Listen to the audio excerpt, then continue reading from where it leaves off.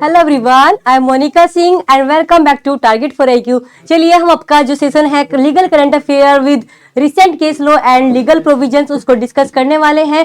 Okay, इसी series को आगे कंटिन्यू करेंगे और डिस्कस करेंगे बिना टाइम वेस्ट किए आज की फर्स्ट करंट अफेयर, जिसमें हम बात करेंगे बहुत ज्यादा इंपॉर्टेंट और एक तरीके से बर्निंग इशू रहा है ये आपका, और इसमें मैं एक अलग सी वीडियो भी आपकी कवर करा चुकी हूँ। उसी केस के हम बारे में बात करेंगे। यहाँ पर बात आती है आपका Neetu Grover versus union of India का ये केस है।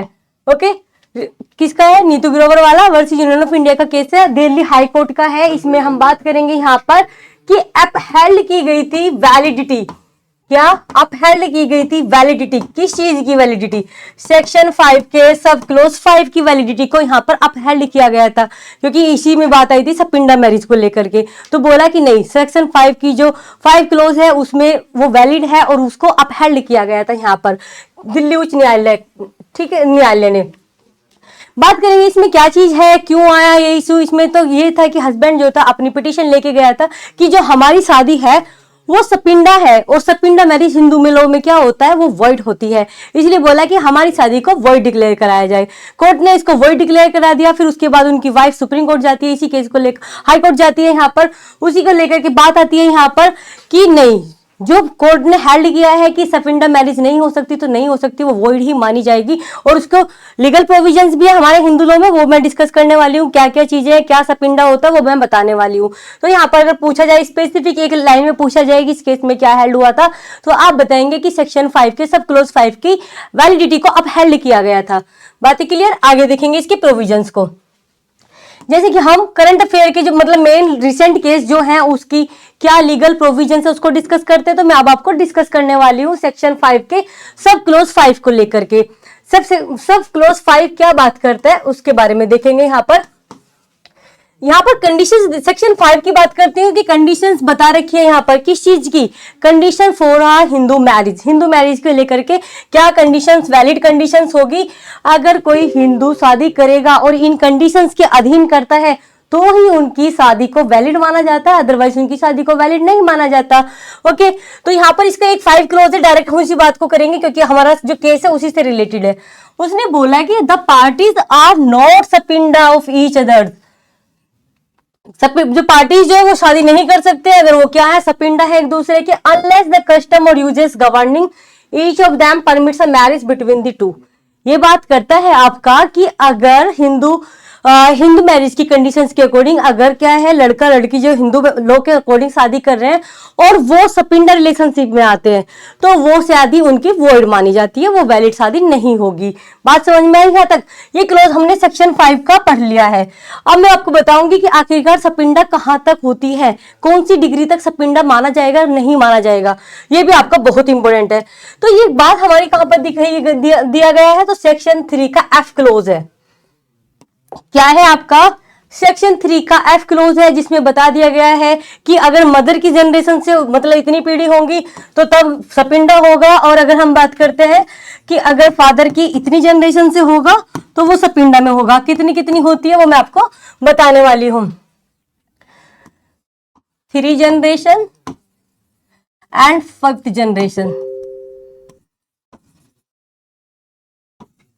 3 जनरेशन और 5 जनरेशन किस किस साइड से अगर हम बात करते हैं तो 5th जनरेशन हो जाती है आपका फादर की साइड से, और अगर हम बात करते हैं 3rd हो जाता है हमारा मदर की साइड से। अगर इन मदर की और फादर की 3 और 5 पीढ़ियों के अंदर अगर कोई शादी करता है तो वो सपिंडा रिलेशनशिप में आएगी और सपिंडा वॉइड माना जाता है। ये बात बोली गई है कि sapinda relationship with reference to any person extend as for the 3rd generation. Third generation किसकी साइड से? 3rd generation in the line of through mother की से। और बात करें 5th हो जाएगा आपका थ्रू द फादर की साइड से। तो अगर 5 जनरेशन फादर की साइड से है और 3 जनरेशन मदर की साइड से है, उनके बीच में अगर उनकी जनरेशन के बच्चों के साथ बच्चे अगर साथ में शादी करते हैं तो वो वॉइड शादी में आएगा, क्योंकि वो वैलिड कंडीशन हिंदू मैरिज की नहीं है। और मैंने अपनी वीडियो में जो मैंने इसकी एक शॉर्ट वीडियो बनाई थी उसमें मैंने पूरा इसको डिटेल में समझाया। अगर आपको इससे भी और भी ज्यादा जानना है तो वो मेरी वीडियो देख सकते हैं, देखिएगा। और इसमें मैंने रीजन भी बताया कि क्या साइंटिफिक है क्या रिलीजियस है, उसके मैं रीजंस बता चुकी हूँ उस वीडियो में, आप आराम से देख सकते हैं सारी चीजें।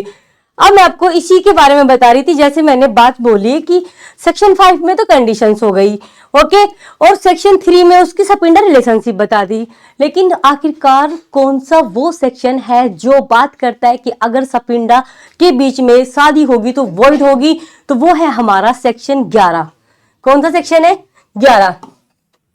सेक्शन 11 क्या बात करता है? तो सेक्शन 11 बात करता है कि इफ एनी पर्सन, और वो मैरी करते हैं with in the सपिंडा relation, such a marriage is considered void. Void का मतलब होता है कि उसका कोई एग्जिस्टेंस नहीं है, वो बिल्कुल शून्य है, खत्म है वो शादी। शादी का जो है रिलेशन उनका मेंटेन नहीं रह सकता। बातें क्लियर है यहाँ तक? तो यदि कोई व्यक्ति सपिंडा संबंध के भीतर विवाह करता है तो ऐसा विवाह शून्य माना जाता है। यहाँ तक बातें क्लियर हुई होगी। नेक्स्ट देखेंगे, आपका सेकंड केस है। क्या बात करता है? सेकंड केस में क्वेश्चन उठता है कि अगर सेकंड वाइफ मेंटेन लेना चाहे, क्या वो मेंटेन ले सकती है, मेंटेनेंस ले सकती है या नहीं ले सकती है? तो यहां पर बात की गई थी कि second wife can not maintain complaint, किस चीज को लेकर के, कौन से केस में बोला गया था, इसके बारे में बात करेंगे। सॉरी, मेंटेन नहीं कर सकती। क्या मेंटेन नहीं कर सकती है? कंप्लेंट मेंटेन नहीं कर सकती है। किस चीज को लेकर के? 498A मेंटेनेंस नहीं है यहाँ, सॉरी, आपका मेंटेन है। किस चीज को लेकर के? 498A। 498A किसके बारे में बात करता है? क्रुएल्टी के बारे में बात करता है। अभी आगे पढ़ाऊंगी मैं उसको, तो वहां पर क्लियर करेंगे चीजों को। तो ये किसका किसका केस है? ये आपका छत्तीसगढ़ हाईकोर्ट का है। छत्तीसगढ़ हाईकोर्ट ने क्या हेल्ड किया था वो बताती हूँ मैं आपको। केस का नाम है Suman Sharma and others. Case का नाम ध्यान रखेंगे कि क्या है? Suman Sharma and others versus state of Chhattisgarh का ये केस है। इसमें कोर्ट ने क्या हेल्ड किया कि the complaint filed by the second wife against her husband and in-laws under the provision of section 498 of IPC is not maintainable। यहाँ पर बात कही गई है कि अगर सेकंड वाइफ है और वो अपने हस्बैंड या और हस्बैंड और इन लॉज के अगेंस्ट अगर कोई 498 में एप्लीकेशन मेंटेन करना चाहती है तो क्या कर सकती है? तो नहीं कर सकती है। ये बात कही गई है सुमन वाले केस में, Suman Sharma versus state of Chhattisgarh के केस में, कि सेकंड वाइफ मेंटेन नहीं कर सकती है कंप्लेंट 498A ऑफ आईपीसी की। बात समझ में आई होगी आप लोगों को यहाँ तक? बिल्कुल मना कर दिया गया 498A को लेकर के। तो अभी मैं बताने भी वाली हूँ कि व्हाट इज 498, क्या है 498 प्रोविजन और क्या उसकी सजा है।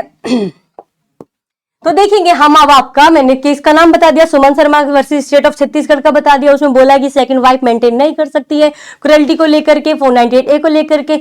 अब मैं आपको बताने वाली हूँ कि 498 है क्या। और ये ए है तो समझ में आ रहा होगा कि ए तो अमेंडमेंट से आया होगा। एक क्वेश्चन यहाँ पे ये भी बनता है कि वो अमेंडमेंट कब हुआ था, तो आपको पता होना चाहिए। ये इंट्रोड्यूस हुआ था 1983 में। ओके, 1983 में ये इंट्रोड्यूस किया गया था।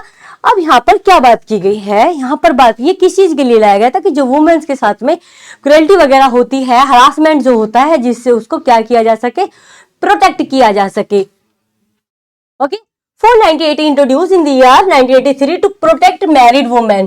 क्या किया जाएगा? प्रोटेक्ट किया जाएगा मैरिड वुमेन को from being subject to cruelty. किससे? किससे बचाने के लिए? कि उसके साथ कोई हिंसा ना हो, कोई उसका हरासमेंट ना हो, क्रुएल्टी ना हो। किसके द्वारा? कौन कर रहा है यहाँ पर क्रुएल्टी वगैरह ये सब? या तो उसका हस्बैंड हो या फिर उसके रिलेटिव्स हो।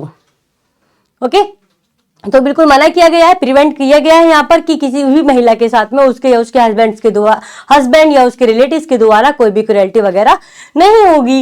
ओके, तो यहाँ पर अगर होती भी है, पहली बात तो ये कि होगी नहीं, बात समझ में आई। लेकिन अगर हो रही है तो क्या कोई पनिशमेंट है? यस, पनिशमेंट है। क्या पनिशमेंट है? पनिशमेंट एक्सटेंड टू 3 years और फाइन भी है प्लस इसमें।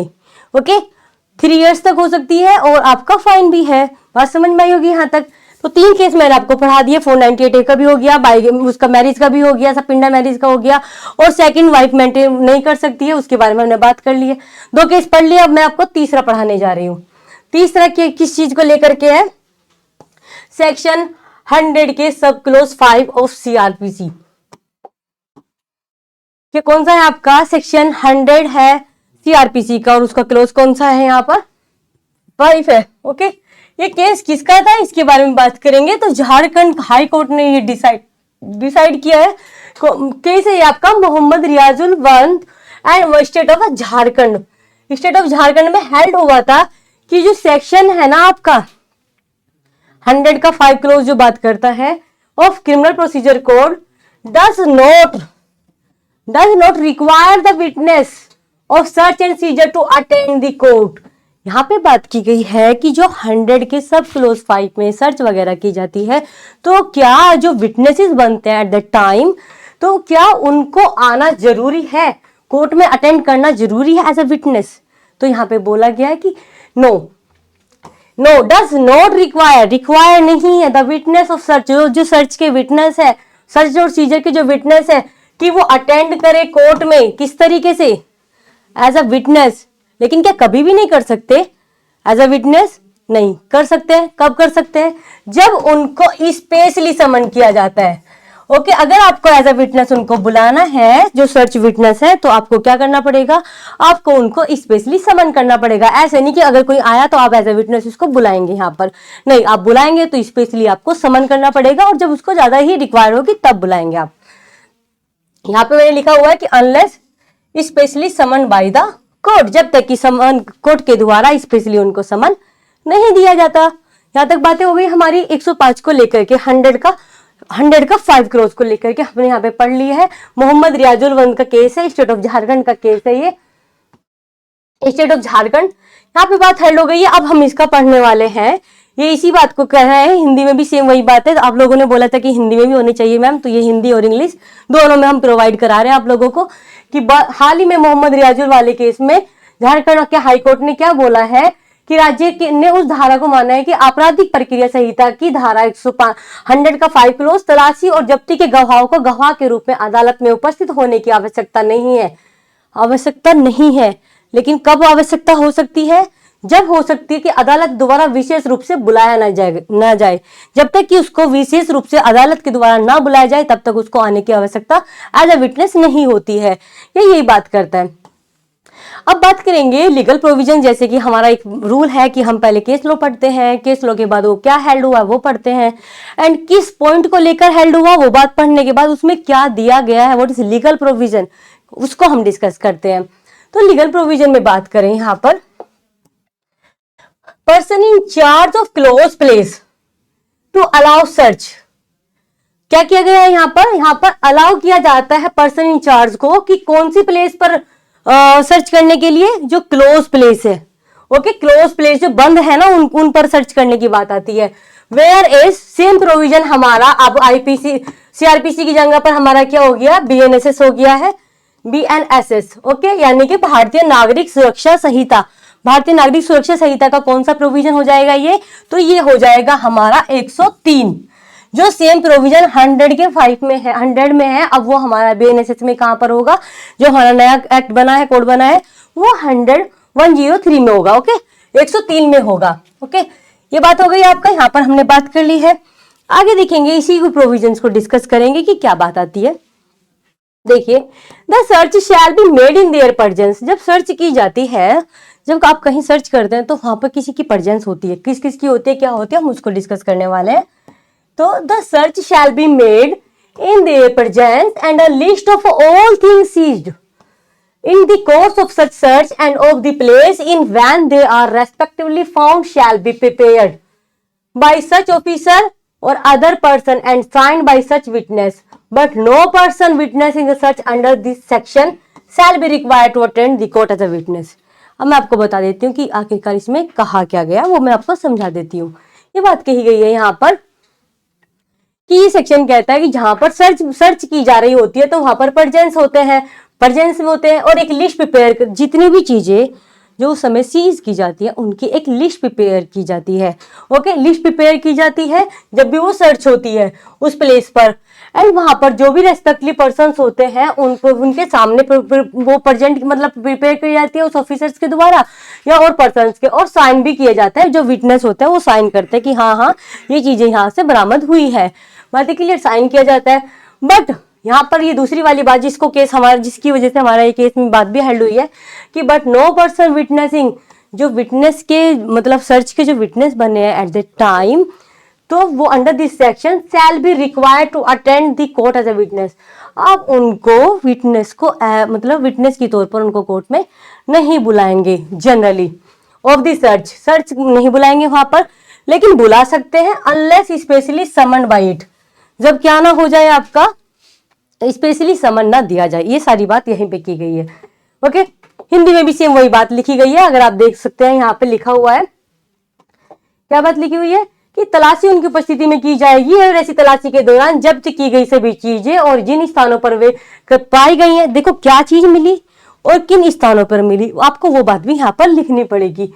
उनकी एक सूची ऐसे अधिकारी या अन्य व्यक्ति द्वारा तैयार की जाएगी जो ऐसे गवाहों द्वारा, या तो कोई ऑफिसर कर सकता है या कोई अन्य व्यक्ति भी वहां पर अथोराइज पर्सन कर सकता है, की जाएगी और ऐसे गवाहों द्वारा हस्ताक्षरित की जाएगी, लेकिन कोई व्यक्ति नहीं।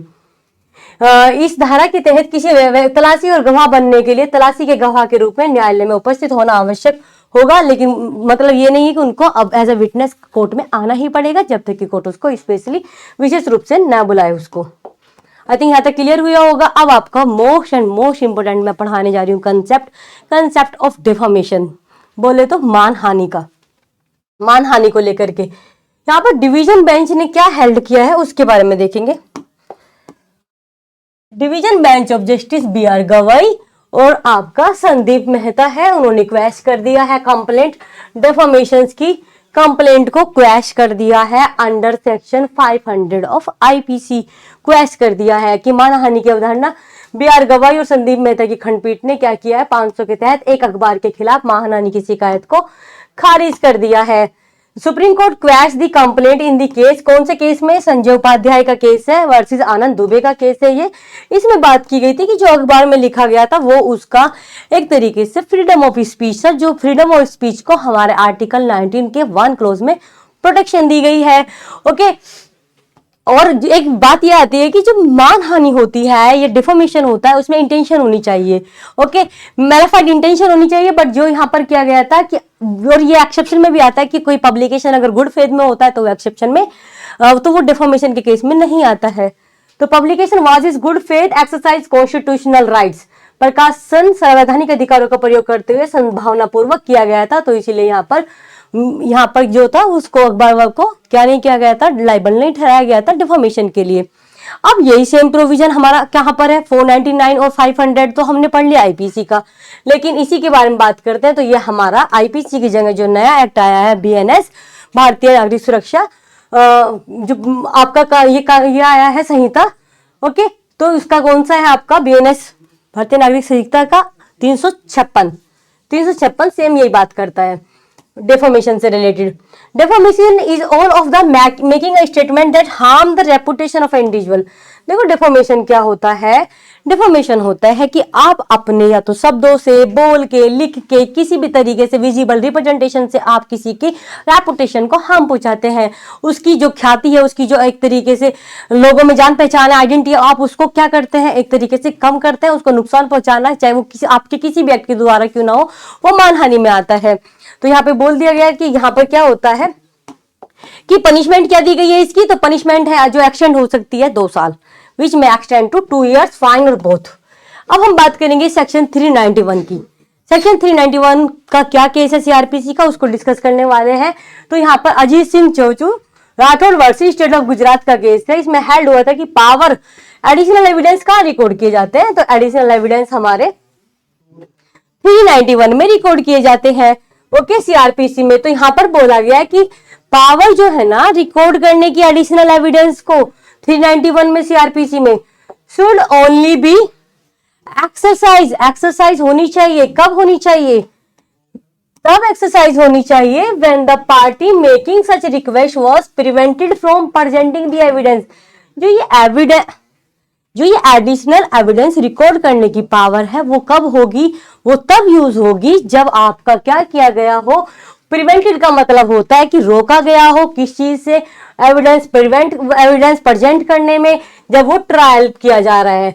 उसने मतलब काफी ड्यू डिलीजेंस किया बट फिर भी उसको प्रेजेंट नहीं करने दिया, जब एट दैट टाइम प्रेजेंट नहीं करने दिया, तो क्या एडिशनल एविडेंस 391 में लिया जा सकता है? यस, लिया जा सकता है, वहां पर एक्सरसाइज हो सकता है, राइट। बट ये भी देखा जाएगा कि उसने वहां पर प्रेजेंट करने की ड्यू डिलीजेंस से पूरी कोशिश की थी बट उसको प्रेजेंट नहीं करने दिया था at that time. Ajit Singh चाचू जी के मामले में सुप्रीम ये बात क्या हेल्ड हुई थी यहाँ पर कि 391 के तहत अतिरिक्त साक्ष्य दर्ज करने की शक्ति का उपयोग केवल तभी किया जाएगा, एडिशनल एविडेंस आप तभी यूज करेंगे जब ऐसा अनुरोध करने वाले पक्ष यानी कि जो प्रेजेंट करने वाला है उस एविडेंस को, करने वाला पक्ष को उचित परिश्रम के बावजूद, काफी कोशिश करने के बावजूद भी मुकदमे में साक्ष्य प्रस्तुत करने से रोका गया था। अगर रोका गया है तो एडिशनल एविडेंस वहां पर लिए जा सकते हैं। लीगल प्रोविजन 391 यही बात करता है कि deal with the appellate court taking further evidence और directed to be taken. Appellate court में भी 391 क्या कर सकते, 391 में क्या किया जा सकता है, एडिशनल एविडेंस लिए जा सकते हैं। और यही सेम प्रोविजन हमारा कहां पर है, बीएनएसएस में 432 में है। तो इस तरीके से हमने आज की लीगल करंट अफेयर का टॉपिक कंप्लीट कर लिया है। ठीक है, कंप्लीट होता है आपका ये। अगर आपको ये वीडियो लेक्चर अच्छा लगा तो आप इसी तरीके से इसको लाइक करेंगे, शेयर करेंगे एंड सब्सक्राइब करेंगे हमारा channel target for IQ। Thank you.